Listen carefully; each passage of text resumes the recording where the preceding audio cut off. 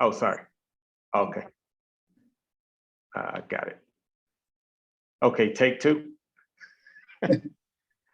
Um, piggybacknetwork.com is a fully functional website. So when we ask that you go sign up for Piggyback Network, it's here at piggybacknetwork.com.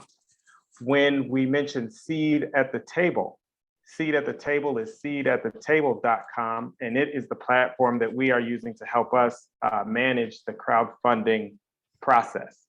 And some of the information that we will talk about is readily available here if you come to Piggyback Network. We'll talk about this and it will be covered, but I just want to show it up front. The terms, you'll hear us use the word safe. We'll be talking about the investment roadmap. All of that information is available here and here. And it's, the safe doesn't get updated because that's a standard document. But as we modify or make changes to the investment roadmap, you'll see the changes in real time.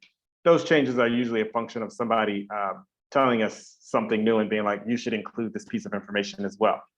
And then, we have an info session set of slides, as Ish mentioned.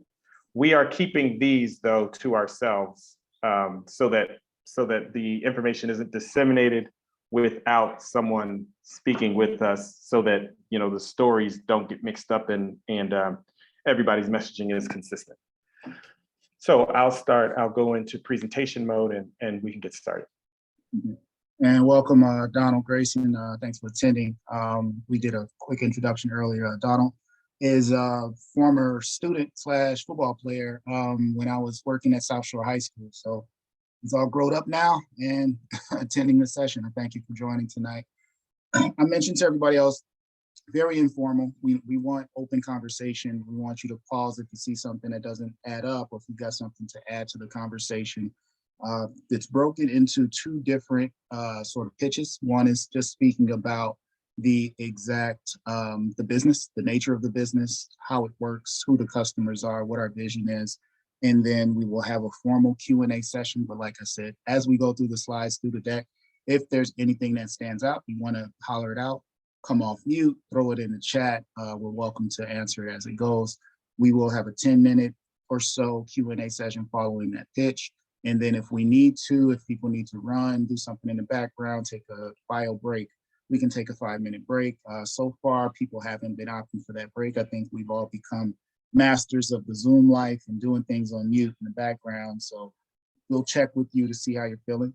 And then we'll jump into the investor roadmap. So that's about another 20 minutes. Same concept. If you have questions, it's a lot of new information for us, new information for people that have invested before, that haven't invested before, because of the nature of what we're trying to put together with this equity crowdfunding. And then we'll have another formal Q&A session. So with that, we'll kick it off with introductions of myself and my co-founder, Donald Scott. So my name is Ismail Alameen of Chicago, Illinois, born and raised in the South Side, South Shore neighborhood. I went off to college, did some IT consulting afterwards, played football, studied engineering in college, and that's where I met my co-founder, Donald Scott. We're both electrical engineering degrees. We both were on the football team at Princeton University.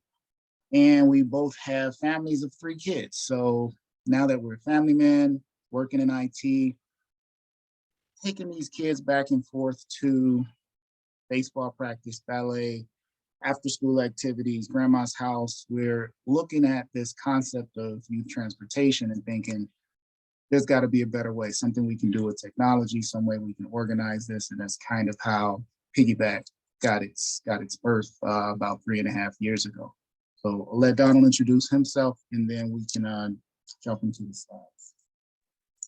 Yep, thank you. My name is Donald Scott II. I've lived in a handful of places, but I'm from Bolingbrook, Illinois, for people who know that Bolingbrook is now on the map.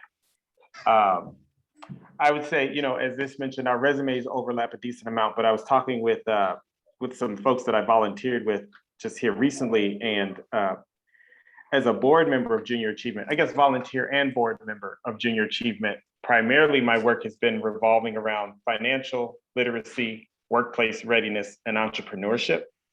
And those topics, are things that I've taught, but in the teaching, I've also retained so much of that information that it's supporting a lot of the work that we're doing. So so I look forward to this session, and it will be educational for us all. Please feel free to jump in. We have Q&A broken out to make sure that we have the time, but we have structured these presentations such that people, it can be interactive. So don't feel like you must wait until we're done talking to break in. And also feel free to add questions to the chat. All right, thank you. So jumping to the first one, our problem statement. So again, Donald and I both being parents, we have one parent on the call. If we've had non-parents on the call, but we definitely want to paint a picture of the problem statement for people that do not have children.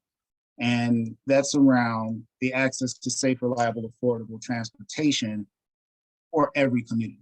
So while there are some communities that can afford some of the solutions out there, private vans, private drivers, some parents switch straight to Uber once their children get old enough because they can afford it, it's reliable. We're looking at the communities that don't have those options and that are restricted to activities and schools that these kids can attend because primarily transportation is not available. Uber model does not work for all families and may not be accessible to certain school districts. And we want to fill that gap and say, yes, you can, if there's something that the kid wants to partake in, if there's something a parent wants to partake in for their child. We're also looking at building the community, because right now I can look at 2,400 something Facebook friends of mine. Those are not all people that I would rely on in a situation where I need to trust somebody, in a situation where I need to hand over my child to someone. These are not people that are close enough with me where I would have that type of bond where I'm going to say, yes, you're able to do that. So while we have a lot of associates, a lot of network, Venn diagrams all over the place, we don't all have that trustworthy individual where we can call them someone that we can rely on and build that community. So our solution, our solution is Piggyback Network. And we're trying to build a network of parents and caregivers and guardians that will provide a safe, reliable, tech-enabled carpool opportunity to parents in every community. And it's the timing of it with the school bus strike. If you haven't heard about it, the school bus strike at the beginning of the year as COVID required school bus drivers to get vaccinated. A lot of them did not feel up to that and walked off the job for whatever reason. This left a shortage on a national level, and Piggyback, having been launched just a couple of weeks before in August, Piggyback received a lot of notoriety and a lot of publicity as possibly one way to have parents empowered to fill that gap and get involved with their children's transportation. You got CBS, WGN, Fox Chicago, NPR recognition. There's still some, follow-ups and seeing how we're going and things like that. But we came right at a good time as parents are looking at what can be done that I can be involved in instead of sitting back and letting the system throw some other opportunity at me, other solution at me. And we're also trying to give back time. So the parents that do the boatload of the driving and they're in the cars for hours at a time to make sure their children are going to the right schools and going to the right after school activities, extracurricular activities. We're trying to say there's a better way. You don't have to sit in that parents area for an hour. You don't have to sit in that parking lot for an hour and a half. You don't have to fall asleep or play on your phone while your child is doing this. There's another way that you can do this, and that's the carpool. It's relying on other people to help you with your transportation. We're also unlocking opportunities for all families of any means across the geography. My origin story, grew up on 75th near Stony Island at a time where if you weren't involved in an after-school activity, chances are you're going to get into something you weren't supposed to be into. And fortunately, I had baseball and I had football that I could get to. Even though my parents were working, we relied on other families to get my brother and I to and from practice. There was even a coach that lived close enough to me that said, hey, I can make sure Ish gets to football practice because when he takes the CTA, he's late. That coach helped me out. Story is history, made it to college through football, Just those little things as a kid helped me become who I am today. And we want to make sure that those families that are lacking those opportunities because of transportation, they have an opportunity to produce somebody as well. So that's what we're looking to do. Next slide. Equity is a big term that gets thrown around, and we want to make sure that the solution we're providing is not pricing anyone out, is not forcing us to neighborhoods that maybe already have some options. We want to make sure that we can provide an equitable solution across every community. And those that are in Chicago, you're familiar with selective schooling, where children will take a test to get into a classical or gifted school that is a magnet school. It draws people from all over the city. It's not necessarily a neighborhood school. So the child may be gifted enough to get into these schools, but then you have the concept of what's the transportation process going to be to get this child to and from. So even though they made it in because of their scholastic, because of their test, because of their aptitude, are you able to transport the child back and forth on a regular basis, or is that going to be a deterrent to the kid's education? And we want to make sure that we're helping out with that. Enrichment activities, same thing. Statistics are showing how much more likely your child's going to be if they are involved in an extracurricular, something cerebral like chess, something physical like basketball, football, soccer, baseball, softball, dance, all of these different aspects that form a well-rounded student that college applications are looking for, that help build a more stable, more functioning child that grows into a more functioning adult. Extracurricular activities are one way to do that. Also looking at neighborhood safety. You know, there's a lot that can happen when the child is idle. There's a lot that can happen when a child is left on their own, going back and forth between neighborhood locations. And this is something that we want to make sure every family feels safe and that their child is involved in something that's positive and getting the right influences on the street. Right. So we put this one together just to give 3 little highlights of why it works. And the first issue is trust. So any parent dealing with a child, you know, those that don't have kids, you can imagine when you're handling your child and handing them off to somebody, you got to be able to trust that individual. And we have all of our piggyback drivers are going to be background tested, background checked at the national criminal level, local criminal level, motor vehicle because it involves driving, checking the driver record. And then there's also the sexual criminal database to make sure that they're not in there. And that background check is revolving every 2 months. We're making sure that we refresh that check. So that's the first check. Even after the background check, once members match based on their driving route, they meet in person.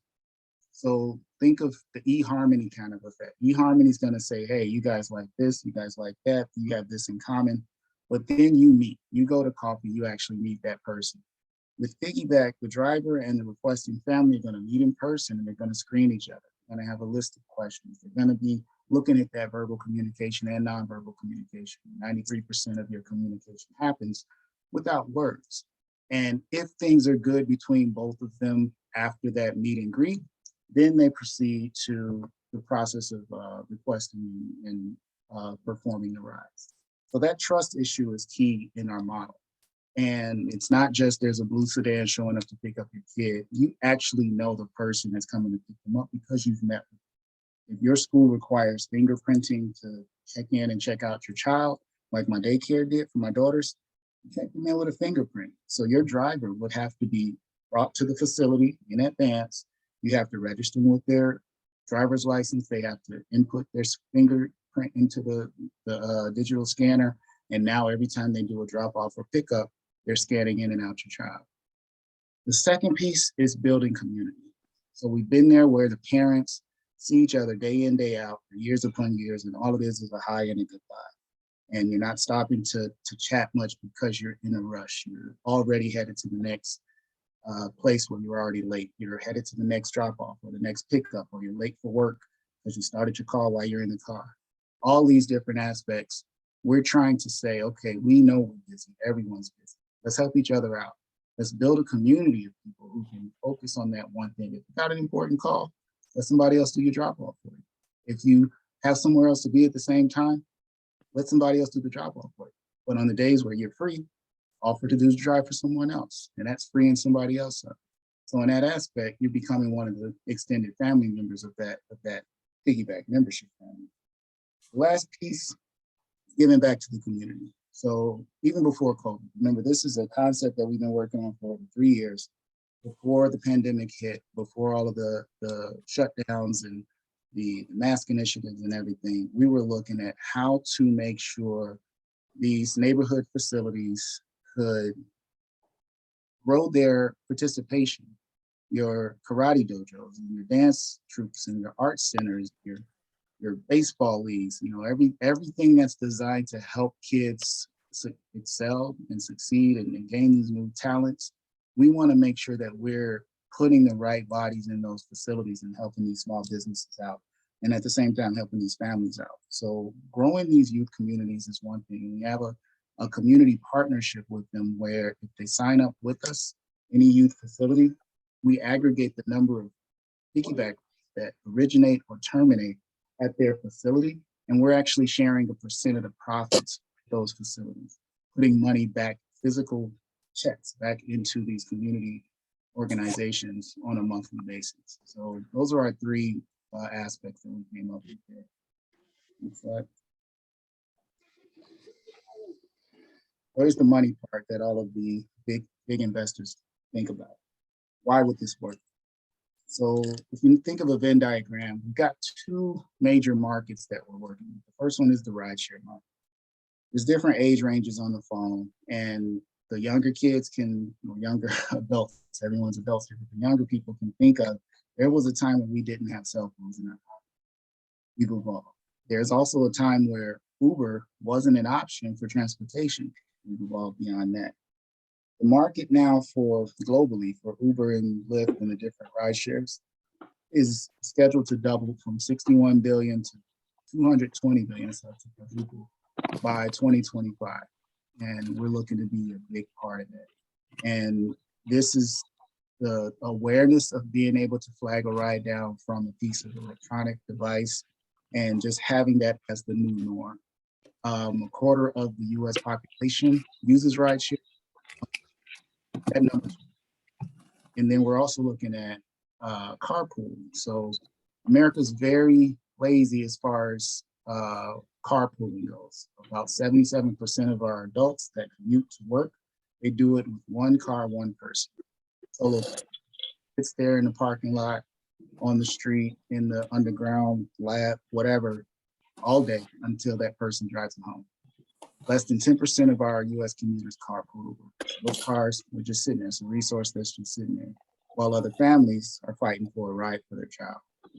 And then we have the growth. Globally, the monthly users for the major rideshare company, Uber, has doubled from 50 million to 110 million just in 3 years. This is all pre-pandemic, 2019.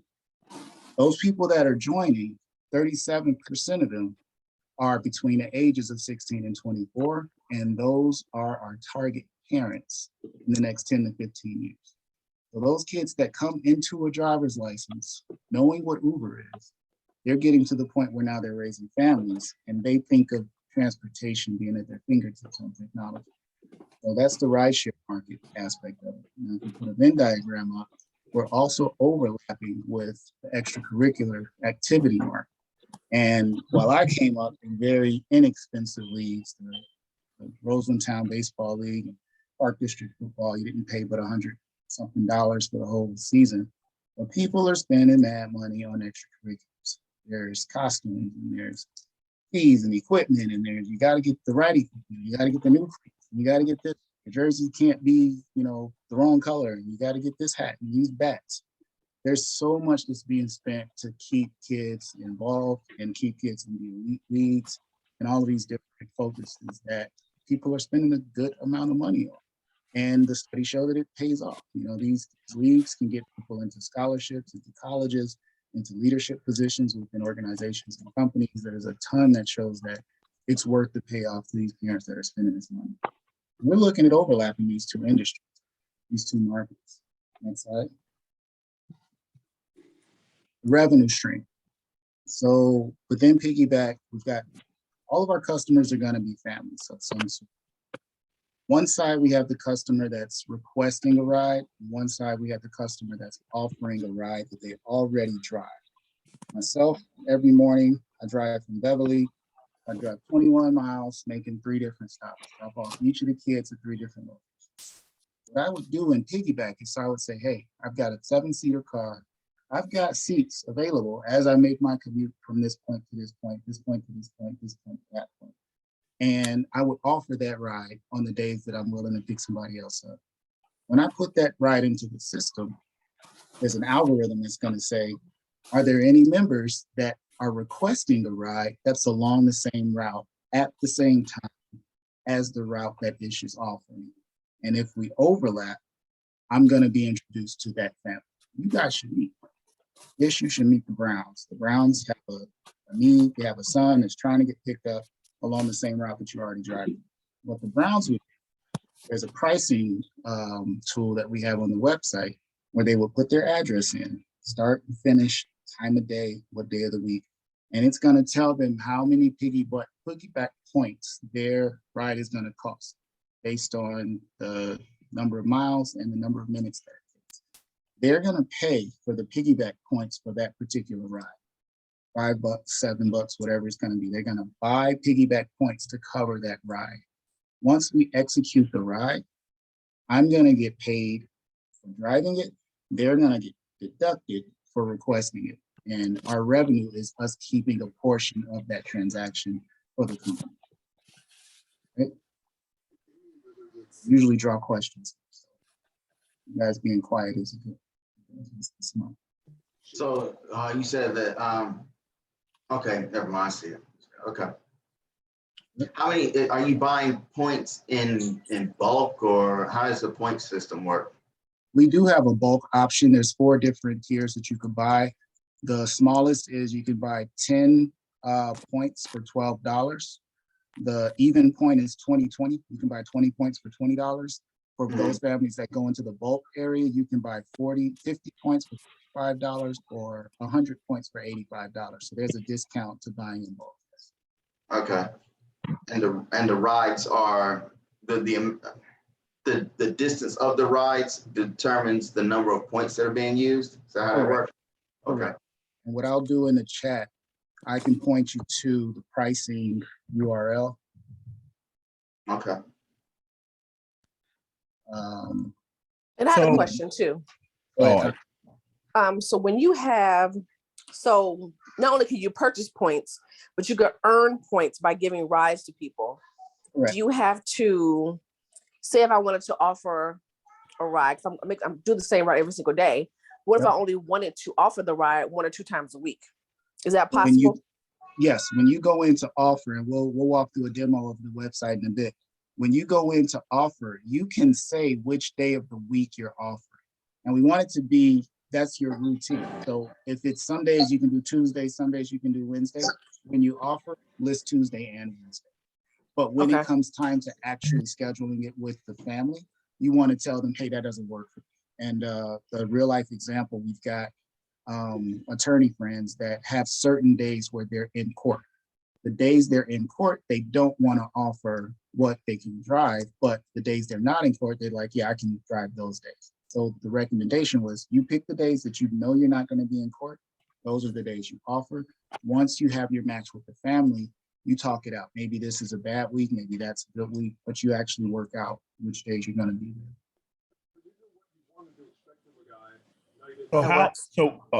So how does a person actually, so say for instance, they didn't want to like earn points. How does a person actually cash out? So there is no cash out option. So that's what we're working on with, we've got retail partnerships that we're working with, and we'll talk about that in the investment piece. So one of them is British Petroleum.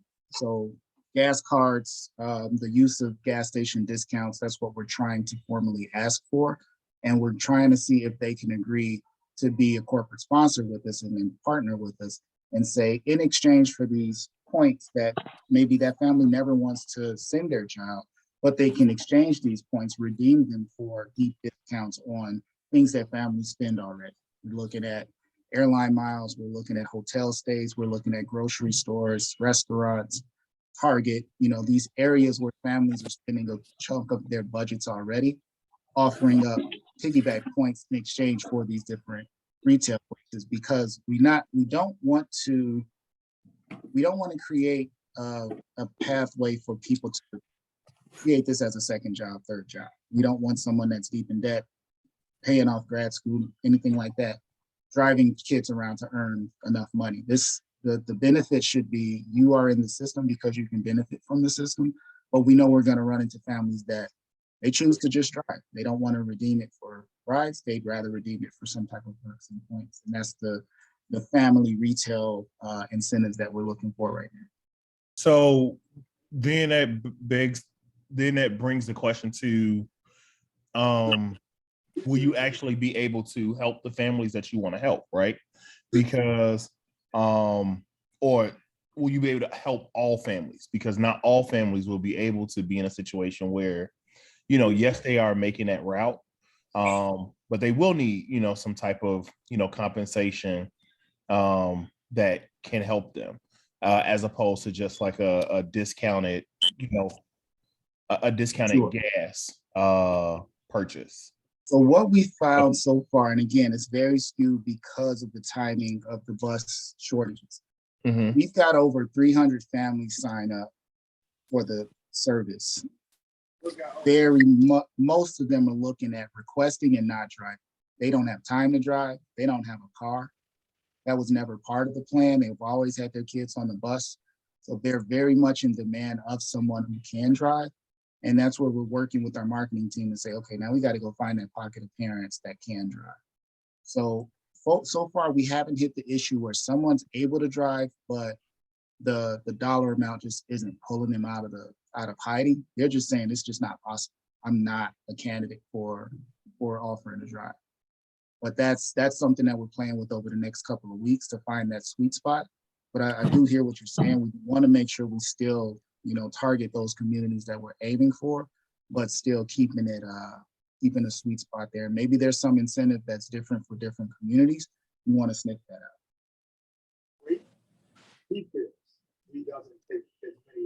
Hey, Good question, just so. a question. This is Brenda. How about if we, as two parents, alternate last minute with who's going to pick up the kid because somebody's running late? So I can't get to my own kid by pickup time. So I send my husband to go pick him up.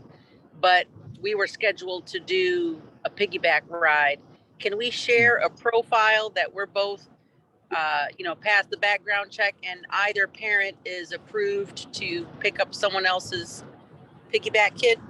So that's a great question. And not only do we have a different profile for the different drivers, we also have a different profile for the different cars. So if there's 3 vehicles between you and 2 drivers between you, we want all of that registered within the site, because that plays into our insurance, that plays into who you've contacted the school with. We want to make sure both parents are approved by the family and both parents are registered with the school as being approved guardians to come and pick this child up. So it couldn't just be let me slide them in because I know them. It'd have to be an official, we're sending someone else, and you'd have to communicate through piggyback and to the requesting family so that they could let the school know and let the child know who's going to pick up the kid.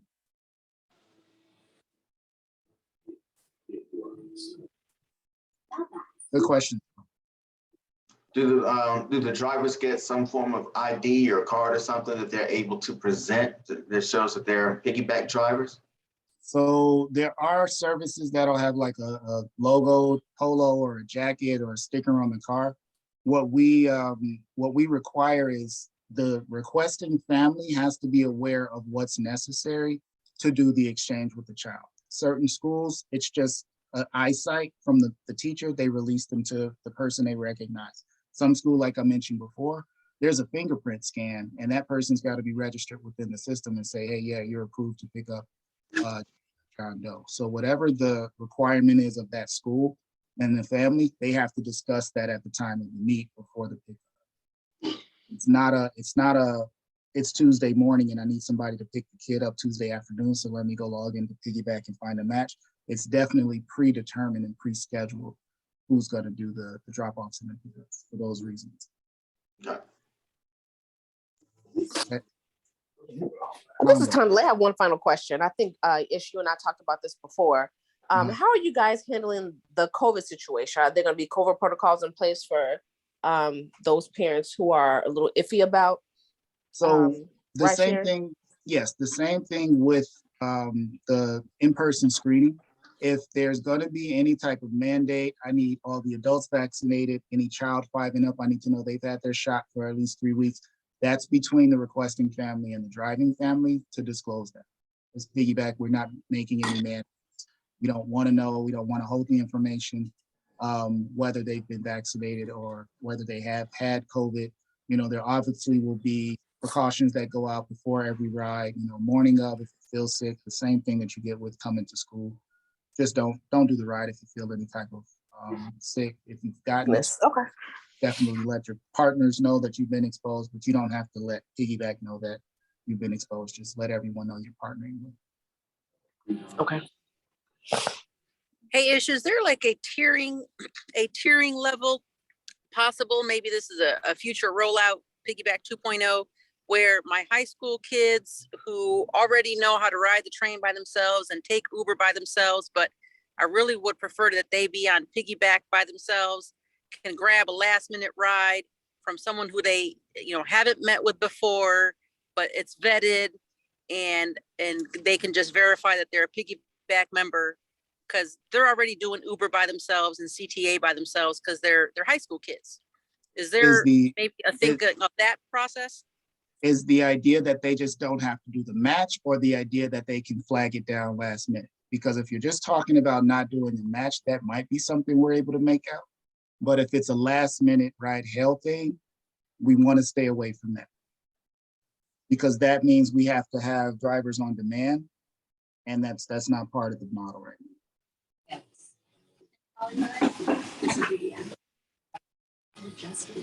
It could be either or, but I get it. Okay. Yeah. Perfect.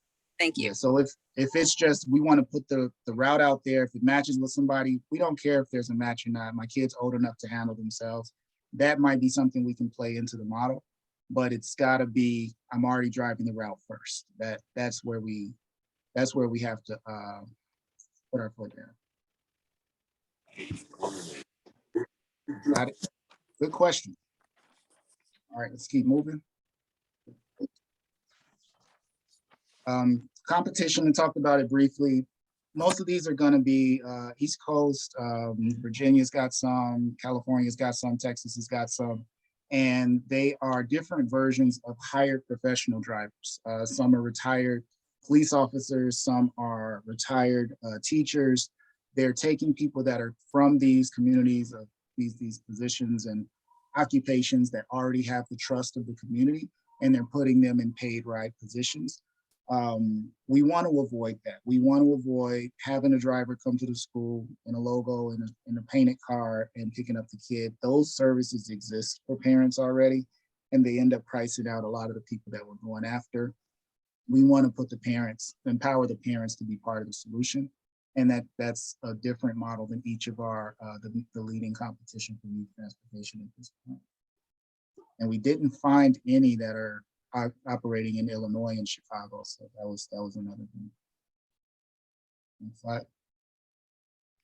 So we're really, in addition to putting out something new that's technology new, we're changing the narrative on how we are approaching child transportation. You know, we already have the notion that people, whether it's right or wrong, are using Uber for child transportation. There's a certain threshold that parents say, you know what, it's worth it. It helps me out in so many different ways. The price is okay. The fact that the driver doesn't know my child, but I trust my child enough. We know that that's existing right now. And we know we want to change the way that the parents look at it. And we also want to go at a lower age. You know, our daycare starts 6 weeks after birth. And there's parents out there that are looking for a solution as early as a 6-week-old. And we want to be able to say, you know, this driver has been, you know, driving a newborn, and they've been approved, and they've got good, you know, ratings with the families that they worked with before, and, you know, all of these different opportunities which previously didn't exist. And we're building these networks of families, and we're also investing back into these community partnerships, and we're keeping the communities growing. Next slide. So that's the first part. And, we got some questions in during, and we've got a few minutes for questions now. We also have a scheduled break if you guys are up for it. If not, we can jump into the investor roadmap. You let me know. And welcome to everybody. I didn't say hi to Tracy, Brenda. Thanks, iPhone. I'm not sure if you knew.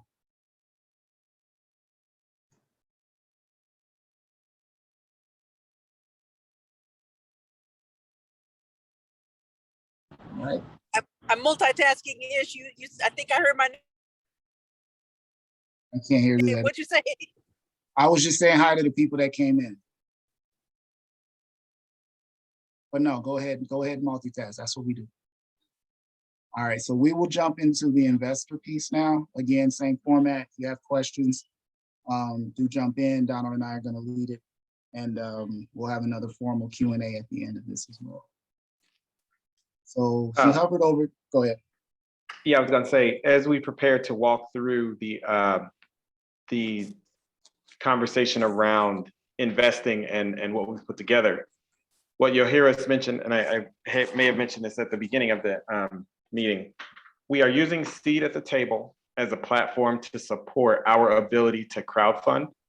The details will come through, but ultimately, Seed at the Table enables us to work with non-accredited investors as defined by the SEC, but the protections set in place are a function of both an escrow account that holds the money until we reach a minimum, and then the confirmation that we've done all of our due diligence. But as a part of that includes sharing information. And so you'll see us walk through this investor roadmap, but I just want to show that I went past it today. The investor roadmap, if you come to the site, Seed at the Table, Campaign Piggyback Network, you can click here for the document that we are preparing to walk through, but I have it open here. So, so I'm going to open it now. I have it here, so I'm going to open it now. Okay. So we knew at some point, we've been funding this ourselves. Like I said, we've been working on this for a little over 3 years, and all the investments, everything you see from the website, all of the stuff we've coded and paid for ourselves, marketing, everything like that. We got to a point where once we launched, we started getting ideas that were outside of our own means, and we're looking to seed some investments. So as we're putting together the idea of investing, we're asking around people that have had startups, people that have been in this space, and trying to find a way to enable our community, people that are where we're from, where we are right now, that have the income levels that we have. We want to get an opportunity to get in at the ground level for those people instead of going straight to some of the people that have, a lot of wealth already and that they fund businesses for a living.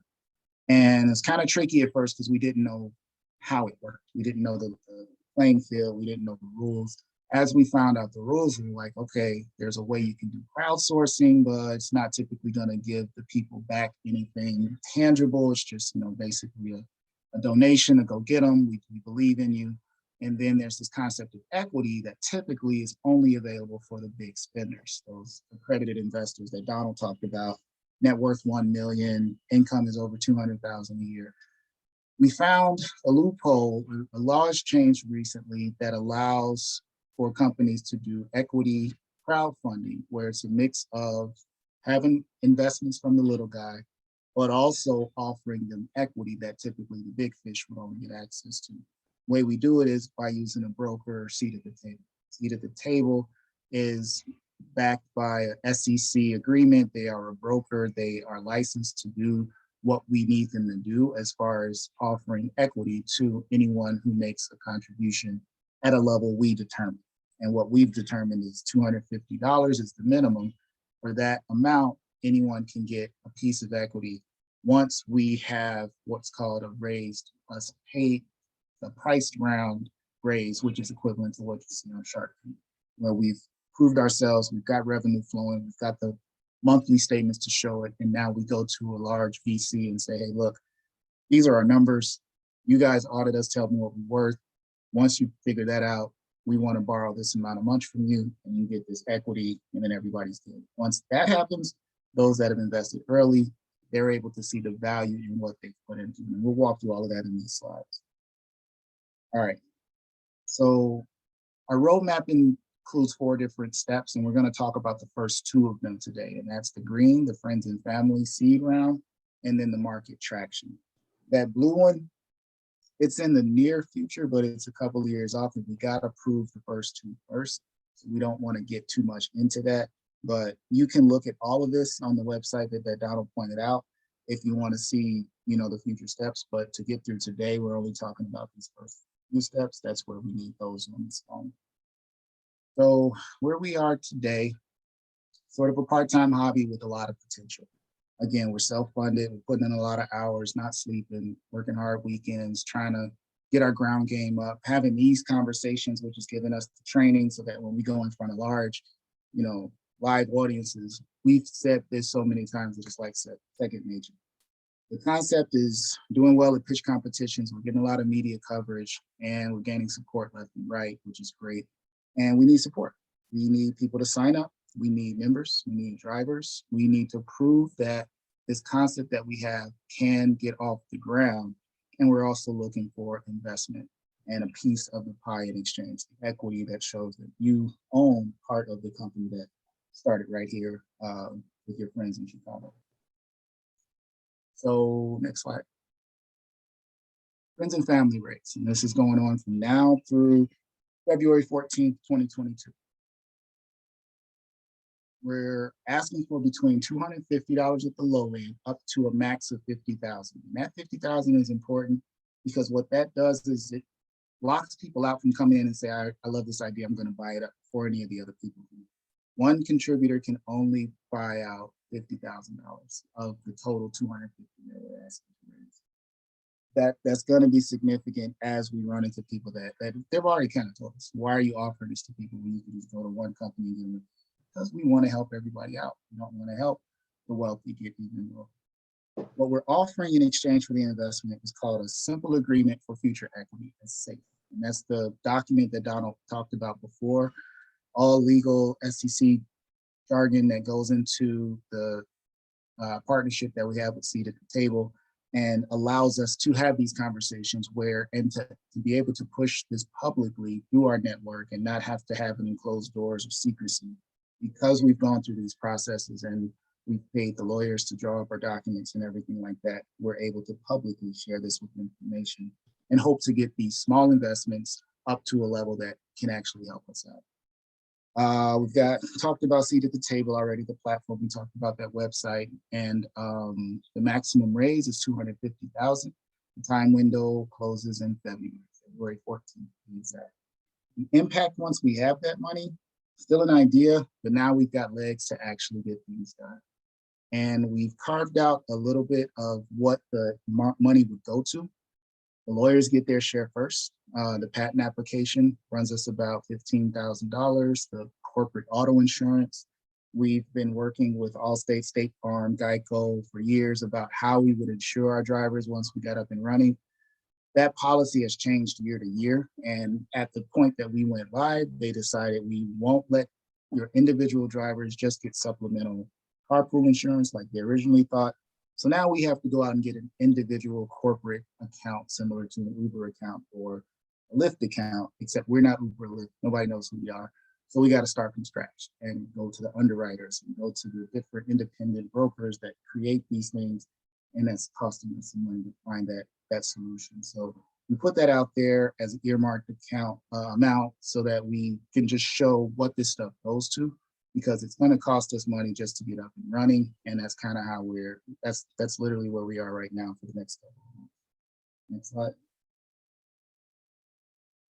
We're also looking at marketing. So we have a potential proposal from a marketing agency based out of Memphis that's looking at a 2-year national campaign to make sure we find the right audience, to make sure we can penetrate the markets of parents that are capable of being our target drivers as well as target requesters, and that we can get up and off the ground in the right ways, getting them in the right channels, speaking the right language when it comes to the incentives, the partnerships, the things that parents and families are looking at as valuable. So Donald, your question earlier about, how do you know you're hitting, your right communities? Like, this is where that market research can tell us these zip codes typically spend this. So if we engage a retailer that does well in these zip codes and say, hey, look, we can eliminate your cost to them because we have perks with that same person business that you're already paying money to.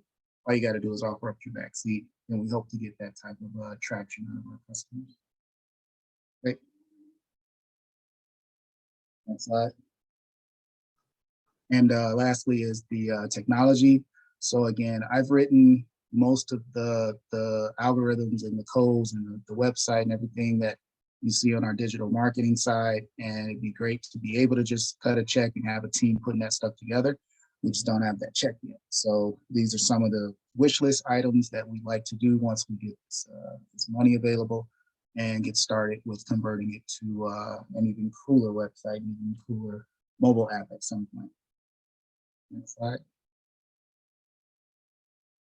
So once all of the research is done, the legal stuff is complete, we've got all of our incentives figured out, then we hit the point of market traction. We slated that to be starting in Q1 next year and lasting for about a year.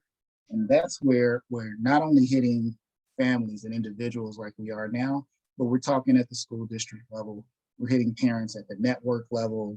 We're exchanging points with retail partners, and people are seeing the value of that, and they're spreading the word. Hey, you can get Southwest points by working, just driving on piggyback and pay off your whole vacation. So these are the large scale successes that we plan on seeing once we've got all of those marketing tips in place and advertising tips in place. And now we're hitting the large needs of extracurricular children, and they're seeing the incentives on both sides.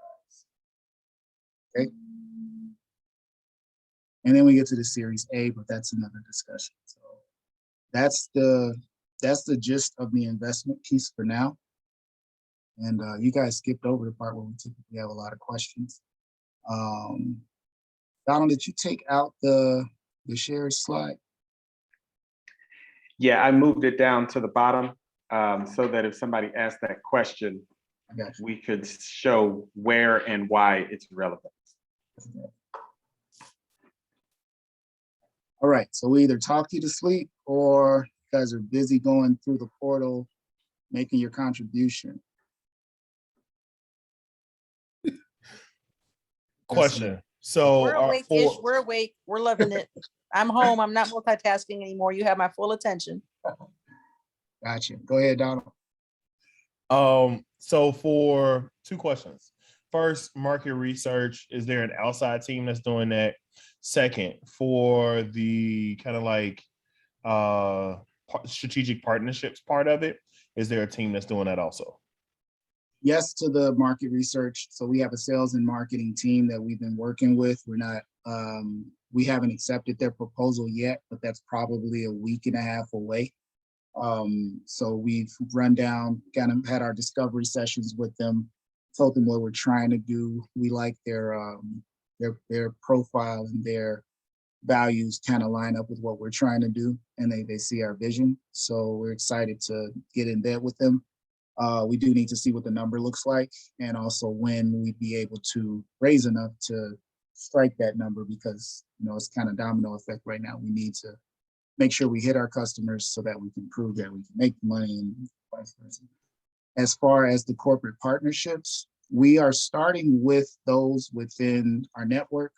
We've got some pretty high up friends at some pretty high up places, and we're trying to see if they can squeeze us in for a conversation. Some of them are on the side of donations. There's a lot of corporations that have an allocated amount of spend that they can pretty much give as they want, discretionary gift cards and points and things like that. Some other possibilities are, we don't technically work with the company, we just purchase gift cards in bulk as piggyback, and offer them to our drivers as an incentive, and we take the loss just to get that buzz going. So we're looking at possibly a blend of the two. Those companies that we can get in with, we'll work with them. Those that we can't, that we know there's value to, we may go ahead and spend our own money to incentivize our drivers that way.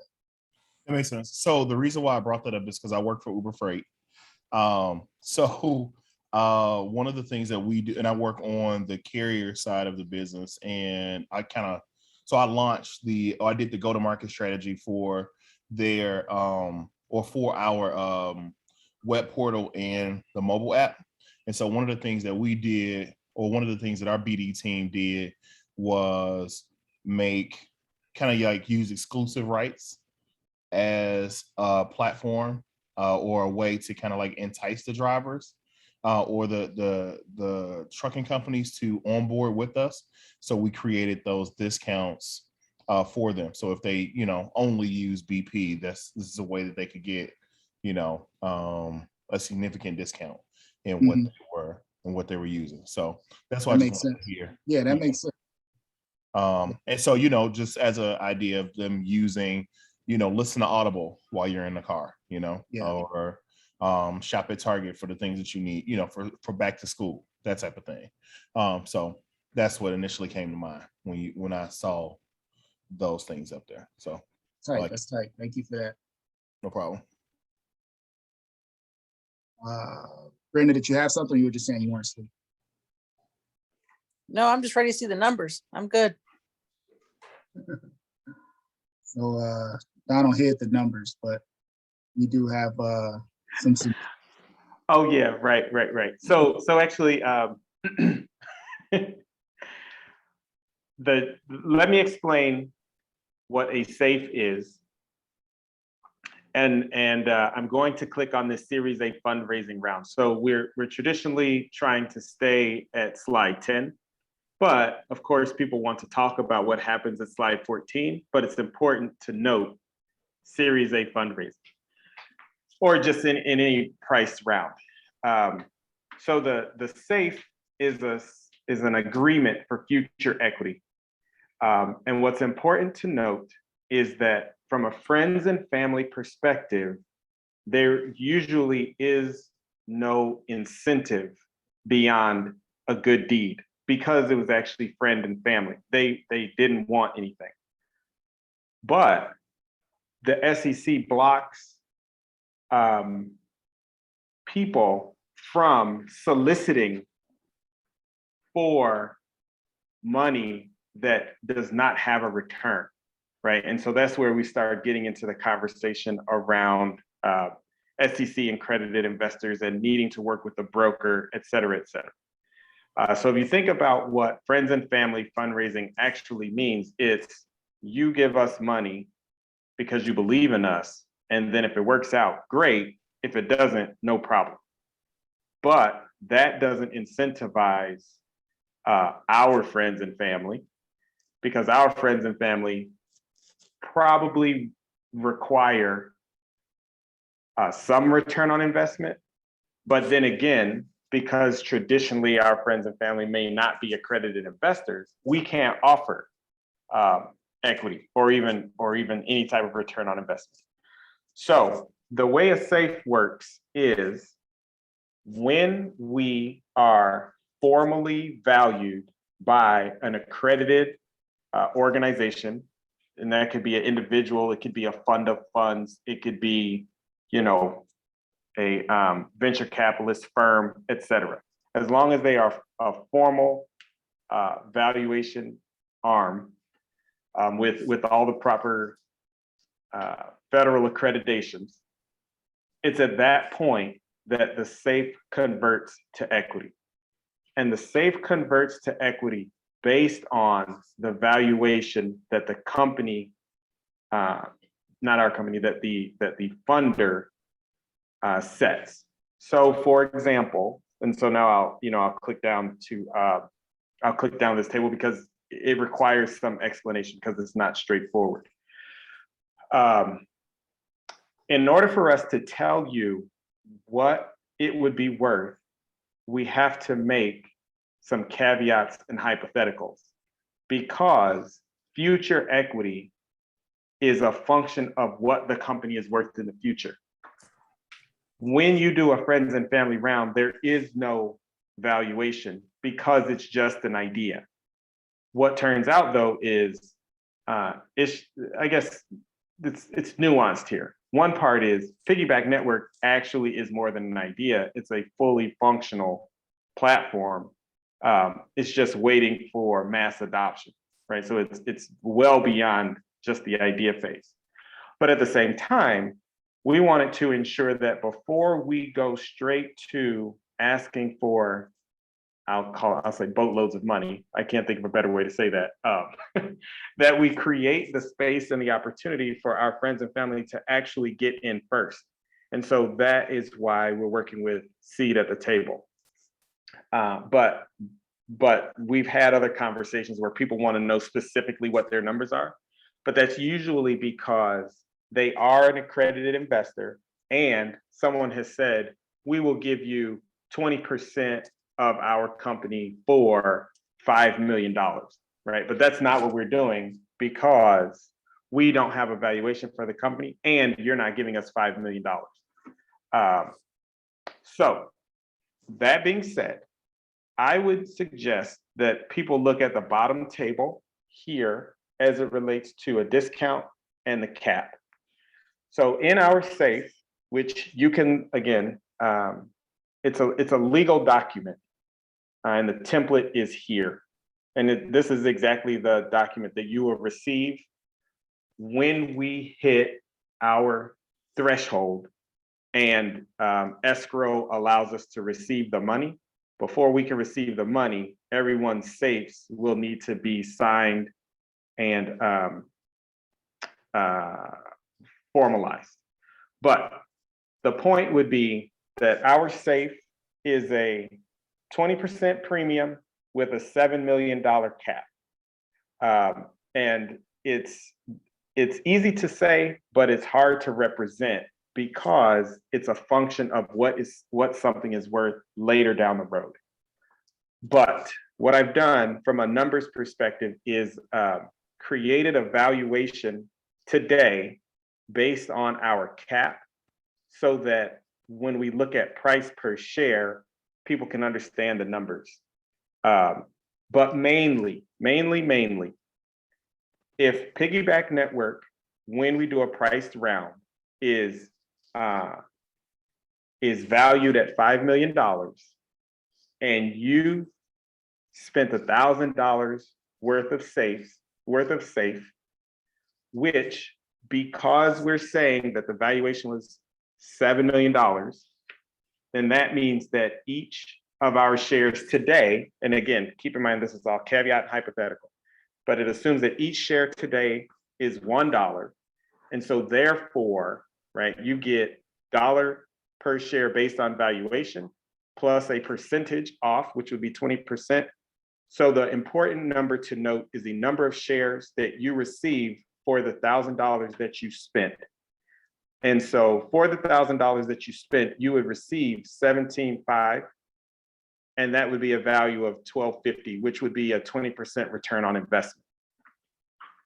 At a $7 million valuation, it's very similar, but at a $7 million valuation, because and again, this is manufactured so that the numbers make sense and are easy, but at a $7 million valuation, that would then be us at being valued at what we said we were, which is so it'd still be $1 per share. Your 20% premium would make your price per share 80 cents. The number of shares that you would be able to purchase for that $1,000 would be $12.50. But again, you are at 20% because we haven't gone over the cap. But now, because we have a $7 million cap in our safe, if we get valued at $10 million, which is what I'm believing from a price round perspective, we would probably only do a price round at 10 million or above. That's my opinion, but Ish and I have to talk through that. But for the $1,000 that you spent, Although, if you do the math, at $10 million, where each one of our shares was originally considered $1 a pop, the dollar share based on valuation would be $1.43 per share. But because of the cap that we have in the safe, your price per share would be $1. And so the number of shares that you would receive would be 1,000 shares instead of a lower number. I think the number was like 600. If actually, I can't do this math right here on the fly, but it's it would be like 600 shares for $1,000 at $1.43 per. Instead, you're getting a full 1,000. And so if you look at the dollar value of the equity, it would be $1.48 or 1,428, which ultimately represents a 30% return on investment. And we did another line item, if we were valued at 20 million with that $7 million cap, the ROI is like 60%. So that's how the numbers work out. But it's very important to remember that a SAFE is a agreement for future equity, and it all hinges on what that priced round valuation is.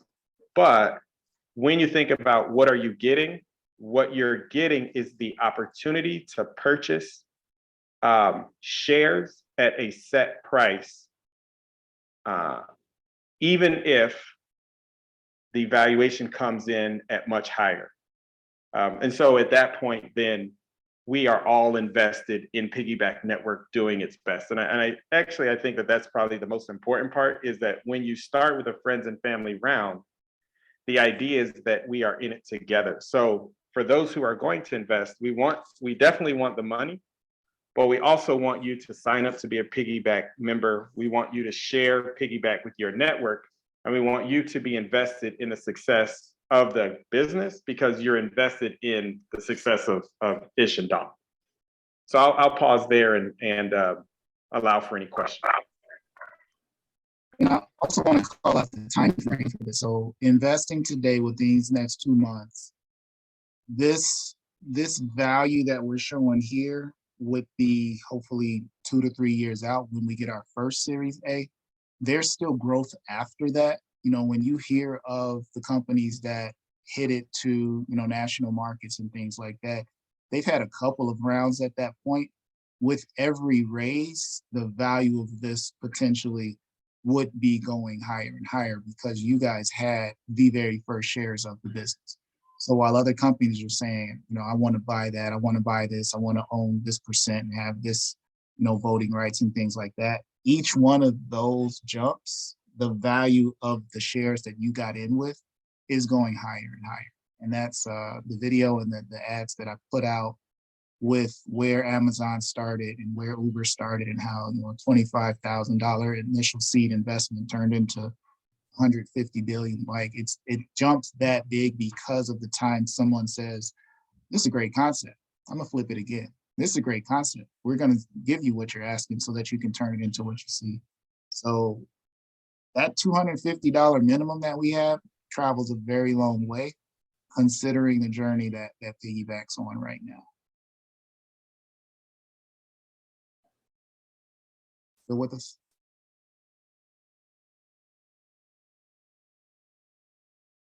Think twice if you're still awake. I'm still here. I'm here. It makes sense. Okay. So this is the first time we put the numbers up. We've had questions on what the numbers in the return would be. Like Donald said, it's very complicated. We're math guys. And this is like, okay.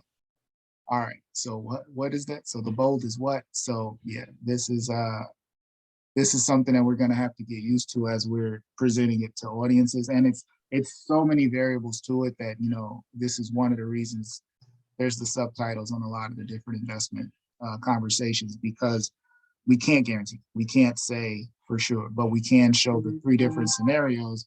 If we evaluate lower than our cap, if we evaluate at our cap, if we evaluate above our cap, these are the different applications and what the return on your money would show upon the initial raise. Yeah, I would add too, one of the reasons we put this table together is somebody on a previous call asked, what percentage of the company are they receiving? Which was a very fair question. But, and I'm just, I'm being completely transparent and honest. During a friends and family round, your uncle isn't necessarily buying a portion of the company. They're helping you get off the ground. So it's basically like a free loan, right? It's your uncle who had $1 million in assets and at least $200,000 a year salary gives you $100,000. And then if your business takes off, you would still have to go fundraise. So that conversation kind of gets lost when we're, again, changing the narrative and doing something a bit different, where we're saying we want to be able to provide equity, or at least a return on investment, but actually both in this case,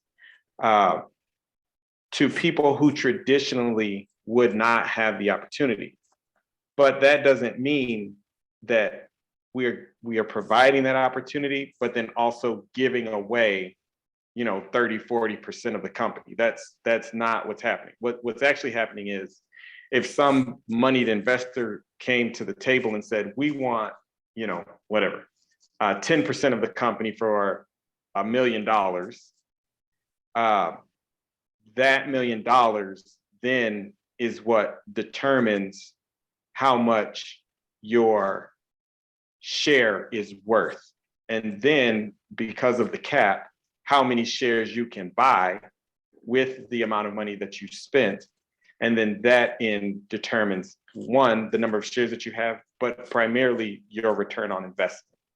It's not going to be specifically like, oh, now, and you also owned 50% of the company, or you own some greater portion of the company because you were in earlier.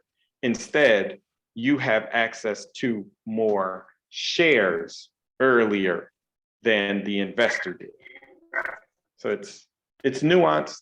It's pretty creative, actually, but it's not what people are used to when they're thinking, for 10%, I'm gonna give you $1,000, or I'm gonna give you this $1,000, but I want 7%, annual, or whatever numbers, usually 5 to 7. So just keep that in mind. And as another thing, we definitely encourage people to, Google what a SAFE is, look at what a valuation cap is, take a look at what it means to have a discount and a cap, because, we've done the research, but we also want people to be empowered to ask difficult questions, or, challenge us on why we did or why we chose certain paths. Hey, Ish, this is Brenda. I got 2 questions. Can Piggyback be categorized as an opportunity zone business established in the opportunity zone location, so that we can invest our opportunity zone funds into the business and save on capital gains with our opportunity zone funds? That's question number 1. And question number 2, can we use our self-directed IRA funds so that all the equity that is established with our investment can grow in our self-directed IRA tax-free? Donald can answer that IRA question. I don't know the answer to the opportunity zone, because our business address is my residence, and there's not one zone that we operate in, but I'd have to look into some professionals there to see if we could pull that off. I live in the opportunity zone zip code. You can bring it to my address. Yeah, I think you'd be good on the IRA. one of the contributions that they take is retirement funds. LLCs can invest, individuals can invest, and then you can also bring it from your retirement funds. I'll jump in. Thank you for that question for Opportunity Zone. We will take a look. I personally we haven't looked into that. I think one of the questions that we'll ask is, can the business be operating or supporting zip codes that are identified as opportunity zones? Because if the answer to that question is yes, then the answer would be yes. Because Piggyback Network is meant to support all communities, but specifically those communities that traditionally are underfunded or underrepresented when it comes to access to quality transportation. But we will definitely take a closer look. From an SDIRA perspective, the answer to that question is an easy yes, as long as you are not a disqualified person. But I don't know if you and Ishak family, I don't think so. But the IRA, because you are able to invest in business with the IRA, and we are not invested in precious metals or collectibles. Actually, I think precious metals might be okay now, but we are not any restricted investment. So yes, you would be able to use your SDIRA to invest, and then any return on that investment is a tax-free growth. I'm happy you asked about listening to people with properties all over Puerto Rico and Costa Rica. That's what they're doing right now. One thing I do like though is thank you for asking the SDIRA question, because it's new to me.